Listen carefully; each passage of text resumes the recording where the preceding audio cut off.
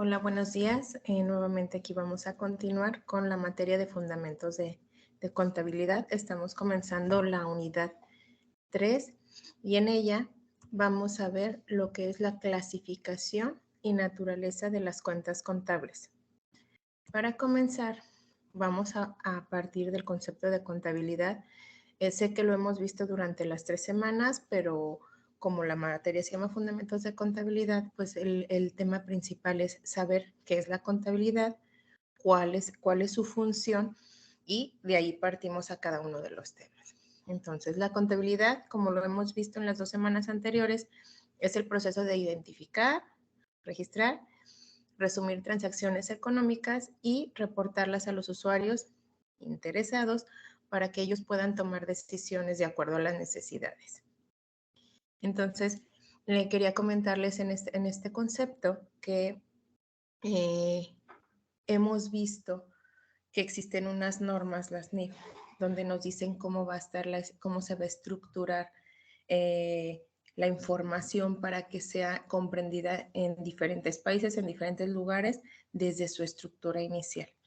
Después vimos un poquito de cómo se hacen los registros contables. Entonces, pudiera ser que a lo mejor este tema hubiera podido encajar antes del registro para poder conocer la naturaleza de esos registros contables, de cada uno de los registros que estábamos haciendo. Sin embargo, pues me iba adelantando con algunos conceptos para poder tratar de comprender el tema. Entonces, dado que esta definición nos dice que vamos a identificar y a registrar, pues tenemos que saber de dónde surgen esas cuentas contables, la naturaleza de las cuentas contables. Entonces, ¿qué son las cuentas contables? Dice, es el registro de todas las operaciones realizadas, detallándose transacciones que acontecen cronológicamente y con un objetivo económico. ¿Qué quiere decir de acuerdo a esta definición? Que cada operación económica que pasa dentro de la organización, dentro de tu empresa, tú puedes ir registrándola, pero detallando qué es lo que está pasando, si está entrando dinero, que eso es un tema que ya habíamos comentado un poquito en la sesión, en la unidad anterior. Si es una salida de dinero, pues sale dinero, pero ¿por qué razón? ¿No? Voy a pagar un proveedor. Ah, bueno, es que yo le debía a esta persona y entonces le estoy abonando. Algo importante que además de detallarse qué es lo que vamos a registrar o qué es el movimiento que se está dando en la organización, pues también tenemos que considerar lo que debe ser cronológicamente, ¿no? Tiene una fecha, tiene un tiempo en el cual se debe de registrar y pues generalmente todo lo vamos registrando al día. ¿Qué movimientos vamos teniendo de manera cronológica? Después tenemos lo que son las cuentas T. Dice, las cuentas contables siguen una estructura básica de la cuenta T. Quizá ustedes, como nuevos estudiantes de estas nuevas generaciones, pues ya no les enseñamos tanto el uso de los libros que yo les platicaba en un video, ¿no? Que eran unas hojas grandísimas donde empezabas a detallar tus cuentas, empezabas a hacer tus balances, tus estados de resultados en unos librotes. Y hay unas hojas, quizás si alguno las conoce, son unas hojas tamaño block carta cuadradas, le llamamos hojas milimétricas.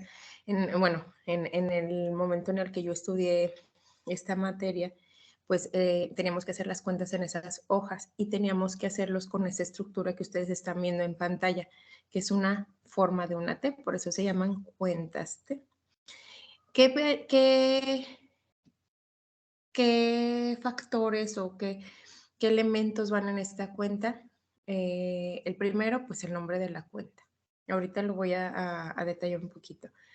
El nombre de la cuenta que va arriba de la cuenta T, ustedes ya no lo hacen, se los enseñé en el Excel de la semana pasada y se los enseñé como el cargo y abono, pero no les hice una cuenta T donde pusiéramos gráficamente la T y pusiéramos el nombre de la cuenta, ¿no? Sino que nada más les ponía quito en bancos, incremento en vehículos o transporte.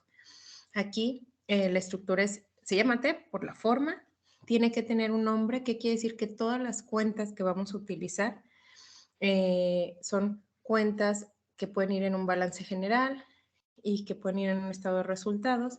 Y entonces, por ejemplo, si yo aquí tengo bancos donde dice nombre de la cuenta, vamos a poner la palabra bancos. Si yo quisiera hacer una por cada banco que tengo, pues puedo hacer una Bancomer, Banamex, Santander, HCBC, Banorte, Scotiabank, etcétera, ¿no?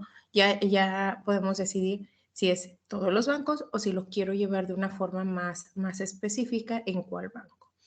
Igual los proveedores. Ah, bueno, tengo un proveedor, le pongo nombre de la cuenta, proveedor, el Patito Feo SADCB, o Juan Chávez es mi proveedor, dependiendo si es una persona física o una persona moral. Otra parte de esta estructura importante es donde dice debe, y si se fijan a su lado izquierdo pueden ver la palabra débito, o haber, y en su lado derecho tienen la palabra crédito. Todas las cuentas, todas tienen el debe y el haber. El debe, ¿qué significa? Lo que tengo.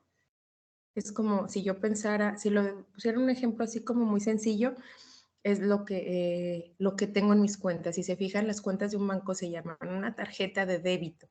¿Qué quiere decir? Que es ahí tengo yo mi acumulado, ahí tengo mi saldo. En el haber tiene que ver más con el crédito, tiene que ver por ejemplo, si tuviera una tarjeta de crédito, ¿cómo se incrementa? Pues en el lado del haber. En el video pasado les explicaba un poquito esta parte donde yo les decía, todos los activos, ahorita lo retomo, todos los activos se incrementan en el debe y disminuyen en el haber.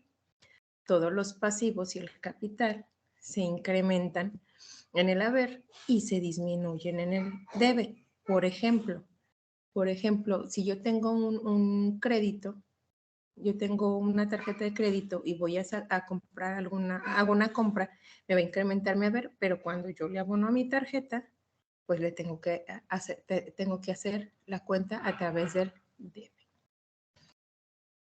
¿Cuáles son, qué es lo que los datos que debe tener? Nombre de la cuenta, un código. Bueno, el código no lo mencioné en esta parte porque el código es más que nada cuando manejas un sistema contable. Por ejemplo, les hablaba yo del ASPER. Cuando vemos en el registro, en el COI, vamos a registrar todas nuestras cuentas, tenemos un código, el código es un número que va a identificar la cuenta, pero ya lo tenemos en el sistema contable. Yo siempre les decía, o les digo todavía a los alumnos de tecnologías de la información cuando vemos el tema de COI, que al principio, bueno, cuando nos venden un paquete nos dan un catálogo predeterminado, pero cuando vamos operando en el catálogo, nosotros podemos ir identificando o haciendo nuestros códigos. También para el inventario, cuando ya estamos viendo la parte de SAE, pues estamos dándole un código a una cuenta. En este ejemplo voy a decir activo circular, bancos. Voy a volver al tema de bancos. Bancos le voy a dar un código, por ejemplo, 001. Va a ser bancos. Pero si quiero identificar cada banco, a lo mejor voy a poner 001.1, otro banco 001.2. Y entonces, cuando empezamos a trabajar con estos sistemas, a veces nos cuesta tantas cuentas, tantos códigos, pero cuando duramos mucho en esa labor nos vamos aprendiendo los códigos, entonces ya sabemos que si empieza con 001, ya sabemos que es una cuenta de banco y a veces ya no buscamos el banco, ya nos vamos aprendiendo las cuentas y vamos diciendo 001.2, Bancomer, Banamex, y ya vamos hasta trabajando un poquito más rápido con los códigos y ya no tanto con el nombre. Sí nos tenemos que fijar. ¿Por qué? Porque un número puede ser la diferencia entre un activo y un pasivo o entre un banco y otro banco. Entonces, en las cuentas contables deben de tener un nombre de la cuenta, que es lo más importante, el código, generalmente cuando estamos en los sistemas contables de captura, que casi todas las empresas ya los tienen, a excepción de las empresas pequeñas o que van surgiendo, el débito, o sea, el qué es lo que tiene la cuenta, debe ya ver, y el saldo. Cuando nosotros, por ejemplo, en el ejercicio que hicimos en la unidad pasada, yo les decía, a ver, voy a pedir crédito, entonces voy a incrementar en el haber, ¿sale? Estamos en nuestra cuenta T y en mi lado del haber voy a incrementar, pero cuando le abono, le voy a poner en mi misma cuenta, en la misma cuenta, que les digo que ya no se usan tanto de manera manual, le voy a poner el abono del lado del debe, del lado izquierdo. Y entonces yo voy a hacer una suma y perdón, una resta, y entonces voy a obtener un saldo. Por ejemplo, si yo pedía crédito 100,000 pesos, incremento en el haber, pero abono 50,000 pesos, se los pongo en el debe y entonces pongo una línea abajo de todos los movimientos que haya hecho en esa cuenta y entonces yo ya sé qué es lo que debo menos lo que abono, cuánto es lo que me queda, cuál es mi saldo. Es importante tener el saldo. Ya ahorita con todos los sistemas contables es mucho más fácil. Una, por lo que yo ya les había comentado, que en el sistema tiene ciertos parámetros que no te dejan avanzar si no te cuadran las cuentas. Un registro, ¿se acuerdan de la partida doble? Tenemos un cargo y un abono. O puede ser mínimo dos cuentas. Hay otra ley que es ley de la partida triple, pero vamos a ver, ubicarnos en la ley de la partida doble. Un cargo y un abono. Saco dinero del banco, me voy a comprar un carro. Entonces, disminuí mi activo en bancos, mi activo circulante en bancos, y me incrementó mi activo fijo en transportes. Entonces, quizá tenía 1,000,000 en el banco, menos lo que quité para el vehículo, 300,000 pesos, me quedan 700,000 pesos. Entonces, en el programa ya, si no te cuadran los saldos, no te deja avanzar. Gracias a esta tecnología que ha avanzado, pues nos fija los parámetros para que no nos deje avanzar si detecta un error. No todos los errores son detectables. Si yo dije 300,000 y yo en registro 200 y 200, pues fue un error humano, no fue, sí cuadraba que sacara 200 y que metiera el vehículo por 200, pero si la factura dice 300, ahí ya fue un error humano y el sistema no tiene forma de ver la factura en algunos casos. En otros casos, ya en automático, ya hay programas donde tú metes la factura, ya con el XLM y el PDF, se trae los datos y ahí sí, menos errores, ¿no? Porque ya trae la información de otro lado. Por eso, esta parte de de otro tipo de códigos, de los códigos de sistemas, donde ya te puedes jalar cierta información y subirla en la base de datos que tú necesitas. Y en automático te da los saldos. Entonces, aquí en los programas se tratan de disminuir los menores errores posible. ¿Para qué? Para que toda la información que quedamos que contabilidad te va a registrar todos los movimientos para darte información la cual te haga tomar decisiones, pues sea viable y sea confiable. Existen clasificación de las cuentas contables, tenemos las reales, las nominales y de orden. El caso de las reales tienen que ver con el balance general, todas las cuentas activos, pasivos, capital. En el caso de las nominales tienen que ver con todas las cuentas de estado de resultados, ventas, costo de ventas, utilidades, gastos de operación, gastos de administración, todo lo que viene ahorita lo van a ver en su pantalla. Y las de orden no generan un movimiento físico de dinero, pero sí sirven para tomar decisiones. Esas no las vamos a ver tan específicas, pero reales y nominales sí. Aquí tengo el ejemplo. Déjenme nada más quito esta hojita. Y tenemos lo que es la naturaleza, ¿no? Dice, y esto tiene que ver con todo lo que he explicado tanto en las sesiones anteriores como en esta sesión. La naturaleza de las cuentas se entiende por dónde nace, pues es decir, de dónde surge el dinero y cómo o en qué lado en el debe o el haber se incrementa. Por ejemplo, los activos son una cuenta de balance. Los activos son de naturaleza de débito, es decir, se van a incrementar lo que ya habíamos visto por el lado izquierdo, que es el débito. El costo y el gasto, que son cuentas del estado de resultados, nacen también y aumentan por el lado del débito. Activos, costos y gastos incrementan siempre que vayamos a hacer una cuenta T o que vayamos a hacer una captura de registros, tenemos que saber que si vamos a aumentar nuestro activo, tiene que ser en el lado izquierdo, perdón, sí, el lado izquierdo, en el debe. Si va a ser costo, si va a ser gasto, de esa misma forma. Quiere decir, su naturaleza es débito, su naturaleza es que se incrementan por el lado izquierdo debe y disminuyen por el haber. En el caso de el pasivo, el capital o patrimonio e ingresos, dice, son cuentas de crédito, son cuentas en las que se debe de incrementar su saldo. Si vamos a incrementar el saldo del pasivo, del patrimonio o del ingreso, lo vamos a hacer del lado derecho, del lado del haber. Y disminuyen por el lado del débito, del lado izquierdo. ¿Sale? Entonces, si ubicamos nuestra cuenta T, con que nosotros sepamos, y esta es la parte importante del tema de naturaleza de las cuentas, es decir, yo debo de saber que activo, costo y gasto van a incrementar del lado izquierdo del debe. Son cuentas débito. En el caso pasivo, patrimonio e ingreso van a ser de naturaleza de crédito, donde si yo quiero incrementar el capital, si quiero incrementar que le debo a un proveedor, si quiero incrementar la cuenta de ingresos del estado de resultados, lo tengo que hacer a través de mi lado derecho, que es el de el haber o crédito.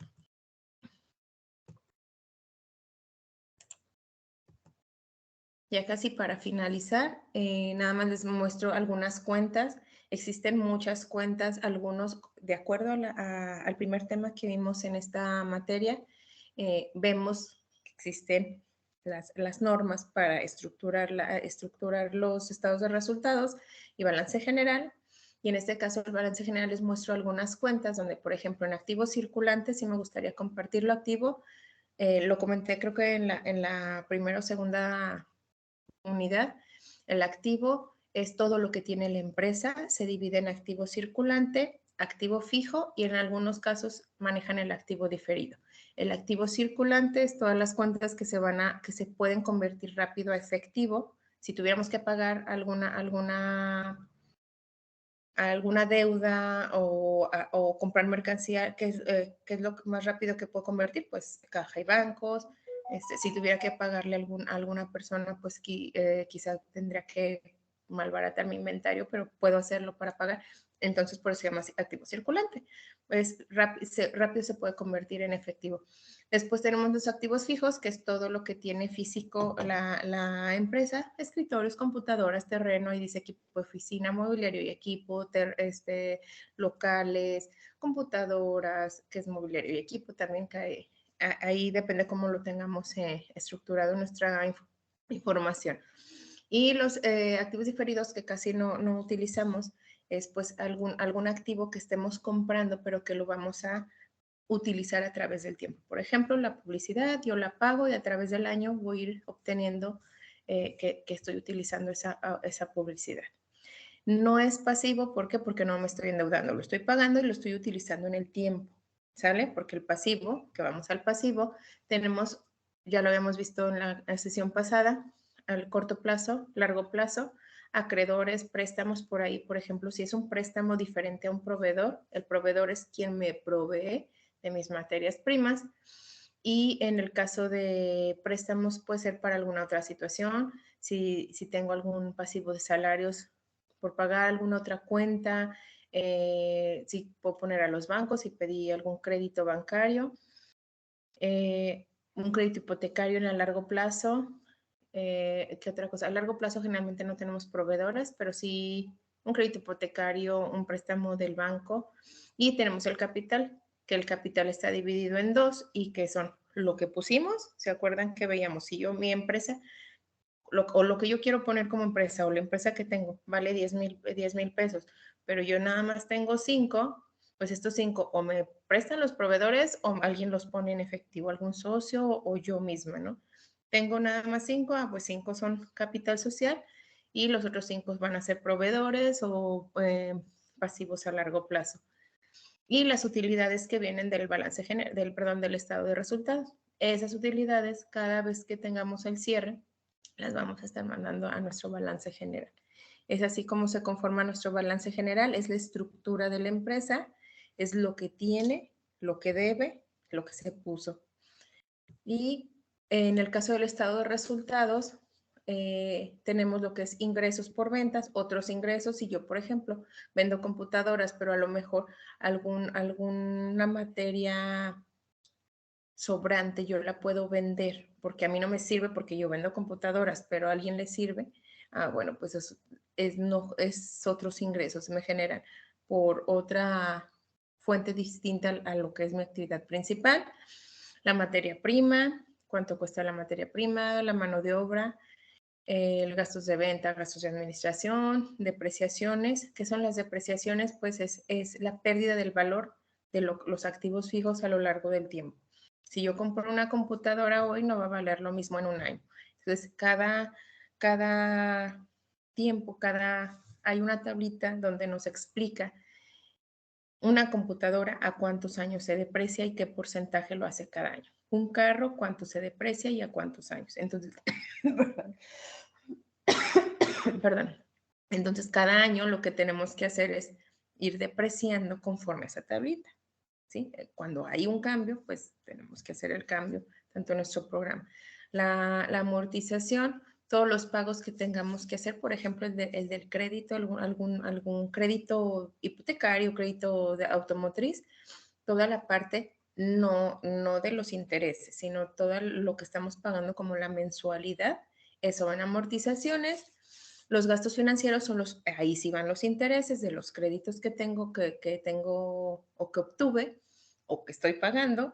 Y tenemos la cuenta de ISR. El ISR, bueno, también en el Diario Oficial de la Federación nos proporciona cuáles son los porcentajes y cómo lo debemos de calcular. Generalmente cuando yo hago ejercicios de contabilidad, les digo, pónganme el 30%, ¿no? Pero sí tendríamos que ver cuál es el porcentaje vigente. Tenemos la utilidad, el reparto de utilidades PTU.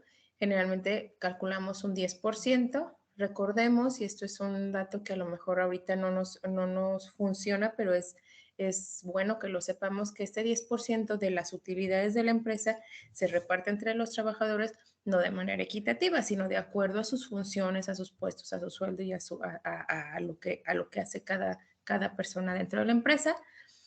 Y pues la utilidad neta. Esta utilidad neta es la que se nos va acá en las utilidades, no las retenidas, en las utilidades que provienen del ejercicio. Tiene otro concepto, pero es donde tenemos que cuadrar la información.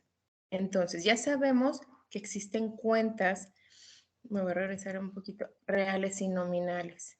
Entonces, ya sabemos que existen reales y nominales, unas tienen que ver con el estado de cuenta y otras tienen que ver con el estado de resultados. ¿Cuál es la naturaleza? Activos, costos y gastos aumentan en el débito, disminuyen en el haber. Pasivo, patrimonio e ingresos, su naturaleza es de crédito, nacen y se aumentan cuando se incrementa el haber y disminuyen por el débito. Entonces, estas son las cuentas que tenemos para que las conozcamos, de dónde surgen.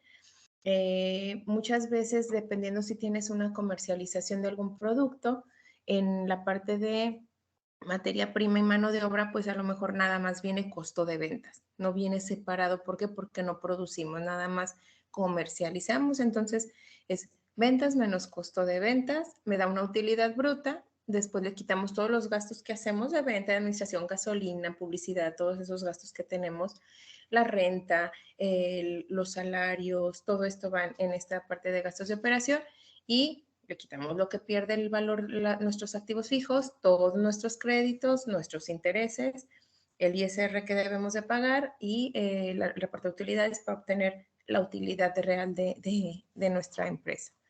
Entonces, con esto termino este tema. Ojalá que haya quedado un poquito claro. Cualquier cosa se pueden comunicar ya sea conmigo, con su tutor, dependiendo a quién les esté dando la materia, para pues aclarar esta parte de dudas que pudieran surgir.